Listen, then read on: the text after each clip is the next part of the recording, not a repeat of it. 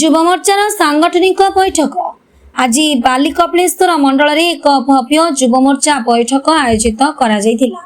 ଏହି ବୈଠକରେ ମୁଖ୍ୟ ଅତିଥି ଭାବେ ପୁରୀ ଜିଲ୍ଲା ଯୁବମୋର୍ଚ୍ଚା ସଭାପତି ବିଶ୍ୱଜିତ ମହାନ୍ତି ମହୋଦୟ ଯୋଗଦେଇ ଯୁବ କର୍ମୀମାନଙ୍କୁ ସଂଗଠନକୁ ଆହୁରି ଶକ୍ତିଶାଳୀ କରିବା ସହ ଘରେ ଘରେ ପହଞ୍ଚି ସରକାରଙ୍କ ଜନହିତକର ଯୋଜନା ଏବଂ ଦଳର ନୀତି ଆଦର୍ଶକୁ ପହଞ୍ଚାଇବା ପାଇଁ ଆହ୍ୱାନ କରିଥିଲେ।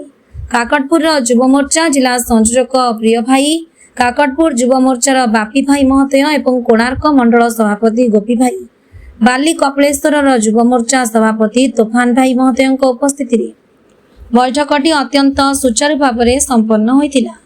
ବୈଠକରେ ସଂଗଠନକୁ ଗ୍ରାମ ସ୍ତରରୁ ଆହୁରି ମଜବୁତ କରିବା, ନୂତନ ଯୁବ କର୍ମୀଙ୍କୁ ଯୋଡ଼ିବା, ବୁଥ ସ୍ତରରେ କାର୍ଯ୍ୟକ୍ରମକୁ ସକ୍ରିୟ କରିବା ଏବଂ ଆଗାମୀ ଦିନରେ ଯୁବମୋର୍ଚ୍ଚାକୁ ଆହୁରି ସୁଦୃଢ଼ କରିବା ନେଇ ବିସ୍ତୃତ ଆଲୋଚନା କରାଯାଇଥିଲା। ଶେଷରେ ସମସ୍ତ କର୍ମୀ ଏକତାବଦ୍ଧ ହୋଇ ସଂଗଠନର ସୁଦୃଢ଼ତା ପାଇଁ କାମ କରିବାକୁ ସଂକଳ୍ପ ନେଇଥିଲେ। ବିଶ୍ୱ ମୁଁ ପୁରୀ ଜିଲ୍ଲା ଯୁବ ମୋର୍ଚ୍ଚାର ସଂଯୋଜକ ଅଛି। ଆଜି ଦୁଇଟି ମଣ୍ଡଳର ବାଲି ଦୋକାନ ମଣ୍ଡଳ, ବାଲିକପଳେଶ୍ୱର ମଣ୍ଡଳ ଏବଂ କୋଣାର୍କ NSC ମଣ୍ଡଳର ସଭାପତିଙ୍କ ଉପସ୍ଥିତିରେ ତଥା ଆମର ଯୁବ ମୋର୍ଚ୍ଚାର ପୁରୀ ଜିଲ୍ଲା ସଭାପତି ବିଶ୍ୱଜିତ ମହାନ୍ତିଙ୍କ ଉପସ୍ଥିତିରେ ସାଂଗଠନିକ ବୈଠକ ଅନୁଷ୍ଠିତ ହୋଇଯାଇଥିଲା। ଏହାର ମୁଖ୍ୟ ଉଦ୍ଦେଶ୍ୟ ଥିଲା ପ୍ରତ୍ୟେକ ୱାର୍ଡ ସ୍ତରରେ, ପ୍ରତ୍ୟେକ ପଞ୍ଚାୟତ ସ୍ତରରେ କିଭଳି ଭାବରେ ଆମେ ହଜାର ହଜାର ଯୁବକଙ୍କୁ ଆମ ପାର୍ଟିରେ କାର୍ଯ୍ୟକ୍ରମରେ ଆମେ ଜଏନ୍ କରିବୁ ଏବଂ 2047ରେ ମୋଦିଜୀ ଯେଉଁ ବିକଶିତ ଭାରତର ଲକ୍ଷ୍ୟ ରଖିଛନ୍ତି ତାକୁ କିଭଳି ଭାବରେ ସାଧନା କରିବୁ। ତା ସହିତ ଭାରତୀୟ ଜନତା ପାର୍ଟି ଗୋଟେ କ୍ୟାଡର ବେସ୍ ପାର୍ଟି, ଏହାର ସାଂଗଠନିକ ତୃଣମୂଳ ସ୍ତରରୁ ନେଇକି ରାଷ୍ଟ୍ରୀୟ ପର୍ଯ୍ୟନ୍ତ କିଭଳି ଭାବରେ ଯୁବ ମୋର୍ଚ୍ଚାର ଭୂମିକା ଅତ୍ୟନ୍ତ ଗୁରୁତ୍ୱପୂର୍ଣ୍ଣ ପାର୍ଟି ପାଇଁ ତାହା ଆଜି ଜିଲ୍ଲା ସଭାପତି ବୁଝାଇଥିଲେ। ଏହି ପରିପ୍ରେକ୍ଷୀରେ ସମସ୍ତ କାର୍ଯ୍ୟକର୍ତ୍ତା, ପାଖାପାଖି 60ରୁ ଉର୍ଦ୍ଧ୍ୱ କାର୍ଯ୍ୟକର୍ତ୍ତା ଏହି ବୈଠକରେ ଉପସ୍ଥିତ ରହି କାର୍ଯ୍ୟକ୍ରମର ଗାରିମା ବୃଦ୍ଧି କରିଥିଲେ। ଆଉ ଆଗାମୀ ଦିନରେ ଯୁବକ କିଭଳି ଭାବରେ ପୁରୀ ଜିଲ୍ଲାରେ ସଶକ୍ତ ହେବ ସେ ବିଷୟରେ ମଧ୍ୟ ଜିଲ୍ଲା ସଭାପତି ଆଲୋଚନା କରିଥିଲେ। ଦେଖନ୍ତୁ, ଯୁବ ମୋର୍ଚ୍ଚା ତାର ଜିଲ୍ଲା ଟିମ୍ ସହିତ ପ୍ରତ୍ୟେକ ମଣ୍ଡଳ ସ୍ତରରେ ମଣ୍ଡଳ ଟିମ୍ ବି ଗଢ଼ିବାକୁ ଯାଉଛି।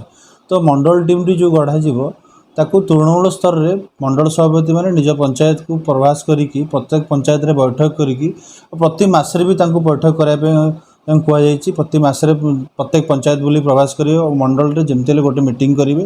ତ ତୃଣମୂଳ ସ୍ତର ସଂଗଠନକୁ ସୁଦୃଢ଼ କରିବା ପାଇଁ ଏ ପଦକ୍ଷେପ ନିଆଯାଇଛି। ଆଉ ମଣ୍ଡଳ କମିଟି ସୁଦୃଢ଼ କରାଯାଇକି କେମିତି ଗଠନ କରାଯିବ ଓ ଯେଉଁମାନେ ବି ମଣ୍ଡଳ କମିଟିରେ ରହିବେ ସେମାନେ ସାଂଗଠନିକ ଦଳୀୟ ବିଚାରଧାରା, ଦଳୀୟ ଚିନ୍ତାଧାରାର ହୋଇଥିବା ଆବଶ୍ୟକ, ସେୟାକୁ ସବୁ ଦୃଷ୍ଟିରେ ରଖିକି ମଣ୍ଡଳ ସ୍ତରରେ ବୈଠକ କରାଯାଇ ଆଉ ଟିମ୍ଟି ଗଠନ କରାଯାଏ। ସେଥିପାଇଁ ପ୍ରତ୍ୟେକ ମଣ୍ଡଳରେ ମିଟିଂ ହେଉଛି। ଏହାପରେ ପ୍ରତ୍ୟେକ ଯୁବମୋର୍ଚ୍ଚା ସଭାପତି ପ୍ରତ୍ୟେକ ପଞ୍ଚାୟତରେ ଯାଇ ମିଟିଂ କରିବେ, NSC ସଭାପତି ପ୍ରତ୍ୟେକ ୱାର୍ଡ଼ରେ ମିଟିଂ କରିବେ। ତୃଣମୂଳ ସ୍ତରରେ ଦଳକୁ କେମିତି ସୁଦୃଢ଼ କରାଯିବ, ମୁଣ୍ଡ ଉପରେ ପଞ୍ଚାୟତ ଇଲେକ୍ସନ୍ ଅଛି, ଯୁବବନ୍ଧୁମାନେ କେମିତି ସକ୍ରିୟ ଭୂମିକା ନେବେ ସେଥିପାଇଁ ଚେଷ୍ଟା ଚାଲିଛି ଓ ସଂଗଠନକୁ ମଜବୁତ କଲା ପର୍ଯ୍ୟନ୍ତ ଏ ପ୍ରୟାସ ସେମିତି ଚାଲିଥିବ ପ୍ରତ୍ୟେକ ମଣ୍ଡଳ ସ୍ତରରେ, ପ୍ରତ୍ୟେକ ପଞ୍ଚାୟତ ସ୍ତରରେ। ଯୁବମୋର୍ଚ୍ଚା କ'ଣ ଆଭିମୁଖ୍ୟ ରହିବ ଆଗାମୀ ପଞ୍ଚାୟତ ଇଲେକ୍ସନରେ ସମ୍ପର୍କିତ? ଦେଖନ୍ତୁ, ଯୁବ ମୋର୍ଚ୍ଚା କହିବାକୁ ଗଲେ ତ ପାର୍ଟିର ମୁଖ୍ୟ ମୂଳ ଜିନିଷ କହିବାକୁ ଗଲେ, ଆଉ ଯୁବ ମୋର୍ଚ୍ଚା ଯେତେ ସୁଦୃଢ଼ ହେବ ଆମ ଦଳ ସେତେ ସୁଦୃଢ଼ ହେବ। ପ୍ରତ୍ୟେକ ପଞ୍ଚାୟତ ଯୁବ ମୋର୍ଚ୍ଚା ଯେଉଁଭଳିଆ ଟିମ୍ ଗଠନ କରିବ ସେହି ଅନୁସାରେ ପଞ୍ଚାୟତ ନିର୍ବାଚନରେ ଆମ ଯୁବକ ବନ୍ଧୁମାନେ ତା ଦେହରେ ଅଂଶୀଦାର ନେବେ ଓ ନେତୃତ୍ୱମାନେ ନେତୃତ୍ୱମାନଙ୍କୁ ସାହାଯ୍ୟ କରିବେ।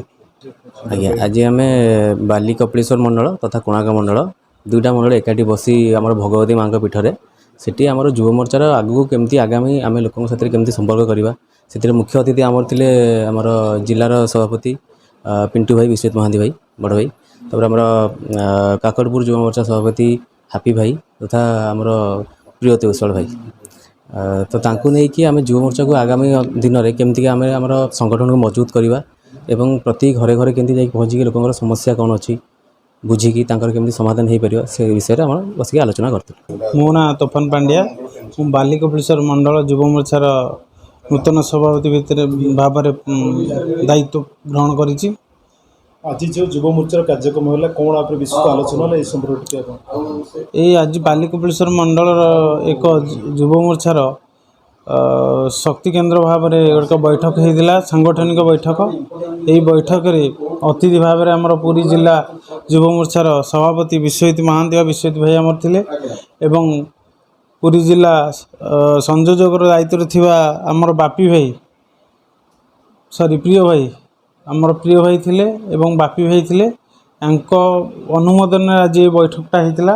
ଏ ବୈଠକରେ ବି ଆମର ଏଇ ବୈଠକରେ ମୁଖ୍ୟ ସାଂଗଠନିକ କାର୍ଯ୍ୟକ୍ରମ କେମିତି ସୁଦୃଢ଼ ହେବ ଏବଂ ସଂଗଠନକୁ ଆହୁରି ଶକ୍ତିଶାଳୀ କରିବ, ପଞ୍ଚାୟତ ଏବଂ ମଣ୍ଡଳ ସ୍ତରରେ କେମିତି ସୁଦୃଢ଼ କରି ଶକ୍ତିଶାଳୀ କରିବା ଏ ବିଷୟରେ ଆଲୋଚନା ହୋଇଥିଲା। ଘରକୁ ଯାଇ ସଂଗଠନକୁ କେମିତି ପ୍ରତି ଗାଁ ଗାଁରେ ପହଞ୍ଚିବ ଏ ବିଷୟରେ ବିସ୍ତାର ରୂପରେ ଆଲୋଚନା ହୋଇଥିଲା। ସମସ୍ତଙ୍କର ସହଯୋଗରେ ଏହି ମିଟିଂଟା ସମାପ୍ତ କରାଯାଇଥିଲା। ଯୁବ ମୋର୍ଚ୍ଚା ଗୋଟେ ପ୍ରମୁଖ ଶକ୍ତି କେନ୍ଦ୍ର, ଏ ସମ୍ପର୍କରେ କ'ଣ ଆପଣ କହିବେ? ନିହାତି ଆମକୁ ଆଜି ବିସ୍ତାର ରୂପରେ ବିଶ୍ୱଜିତ ଭାଇ ବୁଝେଇଥିଲେ କି ଯୁବ ମୋର୍ଚ୍ଚାକୁ କେମିତି ଶକ୍ତିଶାଳୀ କରିବା, ସଂଗଠନକୁ ଆହୁରି ଆଗକୁ ନେବା, ସମସ୍ତଙ୍କ ପାଖରେ ପହଞ୍ଚାଇବା, ସମସ୍ତଙ୍କର ସୁବିଧା ଅସୁବିଧାରେ ଯେତେବେଳେ ଆମେ କାମ କରିବା ଗାଁ ଗାଁ ଯାଇକିରି ଏବଂ ସଂଗଠନର ବୈଠକରେ ବସିଲେ ଏକତ୍ରିତ ହୋଇକି ସମସ୍ତଙ୍କର ଯାହାର ସୁବିଧା ଅସୁବିଧା ଅଛି ଏବଂ ସରକାରଙ୍କର ଯେଉଁ ରହିଲା ଜନମୂଳକ କାର୍ଯ୍ୟକ୍ରମ ସେଗୁଡ଼ା କେମିତି ସମସ୍ତଙ୍କ ପାଖରେ ପହଞ୍ଚିବ, କାହାର ଅସୁବିଧା ଅଛି, କିଏ ମେଡ଼ିକାଲରେ ପହଞ୍ଚି ପାରୁନି, ସେଠି ବେଡ଼୍ ମିଳୁନି, କେଉଁଠି ପଞ୍ଚାୟତ ସ୍ତରରେ କାର୍ଯ୍ୟକ୍ରମକୁ ଲୁଣ୍ଠନ କରାହେଉଛି, ଠିକ୍ ଭାବରେ ପହଞ୍ଚି ପାରୁନି, ଏସବୁ ବିଷୟରେ ଯୁବଶକ୍ତି ଆଗକୁ ବାହାରିବ ଏବଂ ଲୋକଙ୍କ ପାଇଁ ଠିଆ ହେବ, ସବୁ ସମୟରେ ଲୋକଙ୍କ ପାଇଁ ଠିଆ ହେବ, କାମ କରିବ ମଧ୍ୟ। ବ୍ୟୁରୋ ରିପୋର୍ଟ, ସାଇ ସତ୍ୟ ନ୍यूज।